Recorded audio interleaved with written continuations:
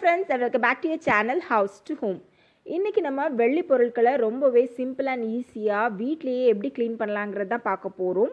வெள்ளி பொருட்கள் எதுவா இருந்தாலும், பாத்திரங்களா இருந்தாலும், பூஜை சாமானமா இருந்தாலும், கொலுசு மாதிரியான ஜுவல்ஸா இருந்தாலும், ஈவன் நம்ம கொஞ்ச நாள் யூஸ் பண்ணாம வச்சிருந்தா கூட அது ரொம்பவே கருத்த மாதிரி ஆயிடும். இது நம்ம க்ளீன் பண்ணணும்னு நினைச்சாலோ, பாலிஷ் பண்ணணும்னு நினைச்சு கடையில கொடுத்தாலோ கண்டிப்பா நேர செலவும் பண செலவும் அதிகம் தான்.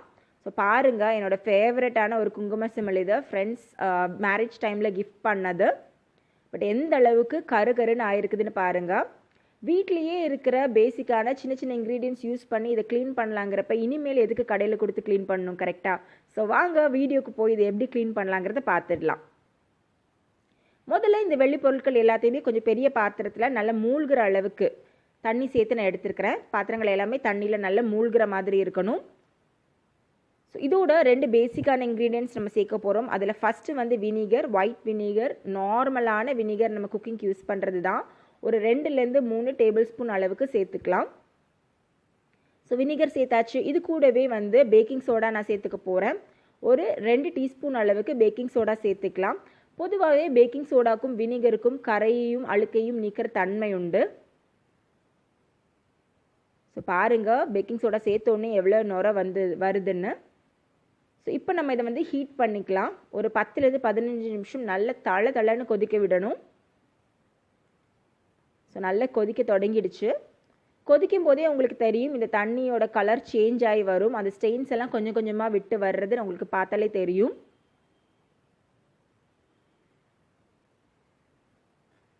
ஸோ நல்லா கொதிக்கட்டும். கொஞ்சம் கொஞ்சமாக அந்த தண்ணியோட கலர் மாறுது. ஸ்டெயின்ஸ் எல்லாம் கொஞ்சம் லூஸ் ஆன மாதிரி ஆகுது. ஈஸியாக ஒரு சோப் சொல்யூஷன் வச்சு நம்ம இனிமேல் ப்ரஷ் பண்ணாலே அந்த அழுக்கெல்லாம் கம்ப்ளீட்டாக வந்துடும். இப்போ நல்லா கொதிச்சிருச்சு. கொதிச்சதுக்கப்புறமா நான் ஆஃப் பண்ணிட்டேன். பாருங்கள், கொஞ்சமாக கரை நல்லாவே போயிருக்குது, உங்களுக்கு பார்த்தாலே தெரியும். ஸோ இப்படியே ஒரு 10-15 நிமிஷம் இதை ஊற வச்சிடலாம். ஊறினதுக்கு அப்புறமா நம்ம இதை வந்து ப்ரஷ் பண்ணிக்கலாம். ஸோ 10 நிமிஷத்துக்கு அப்புறமா இந்த எல்லாத்தையுமே நான் தனியாக எடுத்து வச்சுட்டு, இப்போ ஒரு சாஃப்டான ப்ரஷ் இல்லாட்டி ஏதாவது டூத் ப்ரஷ்ஷால் நம்ம வந்து கொஞ்சமாக soap solution, even dish wash சொல்யூஷனோ இல்லை டிட்டர்ஜெண்ட்டோ யூஸ் பண்ணி இதை வந்து நல்லா ஸ்க்ரப் பண்ணலாம். கொஞ்சம் அழுத்தம் கொடுத்து தேய்க்க வேண்டி வரும். நம்ம சேனலில் இதுக்கு முன்னாடியே கோல்டு ஜுவல்லரிஸ் நம்ம எப்படி க்ளீன் பண்ணணுங்கிறதுக்கான எபிசோட் போஸ்ட் பண்ணியிருக்கோம். நீங்கள் இதை பார்க்கல அப்படின்னா கண்டிப்பாக அதோட லிங்க் இல்லை டிஸ்கிரிப்ஷன் பாக்ஸில் இருக்கும், மறக்காமல் செக் பண்ணுங்கள். அந்த எபிசோடும் உங்களுக்கு ரொம்ப யூஸ்ஃபுல்லாக இருக்கும். ஸோ பாருங்கள் எந்த அளவுக்கு அழுக்கு போகுதுங்கிறத. கலரே நல்ல மாறி இருக்குது. இது நான் வந்து லைட்டாக வாஷ் பண்ணிவிட்டு உங்ககிட்ட காட்டுறேன்.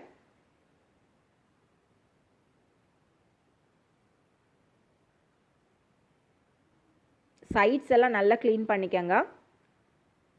ஸோ லைட்டாக தண்ணியில் அலசிட்டு நான் உங்ககிட்ட காட்டுறேன் இப்போது எப்படி இருக்குதுங்கிறத. இப்போ நீங்களே பாருங்கள், நல்ல பளபளன்னு ஆயிடுச்சு. ஸோ சிமிலராக மற்ற பாத்திரங்களையும் நான் எல்லாத்தையுமே வந்து ஸ்க்ரப் பண்ணிவிட்டு எல்லாத்தையும் கம்ப்ளீட்டாக நல்ல தண்ணியில் அலசினதுக்கப்புறமா உங்ககிட்ட காட்டுறேன். மெட்டல் ஸ்க்ரப்லாம் எதுவும் யூஸ் பண்ண வேண்டாம். மெட்டல் ஸ்க்ரப் யூஸ் பண்ணிங்கன்னா ஸ்க்ராச்சஸ் விழும். சாஃப்டான ப்ரஷ்ஷே யூஸ் பண்ண ட்ரை பண்ணுங்க.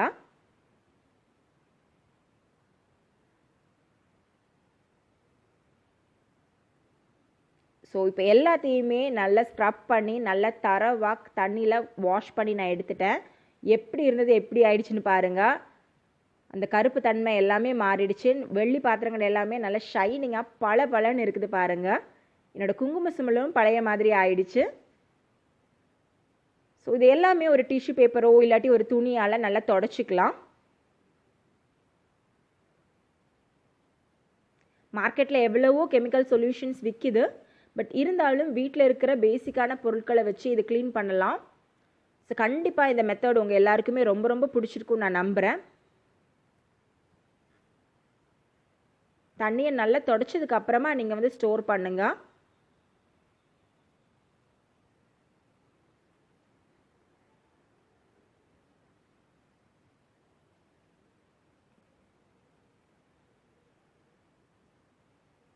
பார்க்குறதுக்கே செம்ம ஷைனிங்காக இருக்குதுல்ல.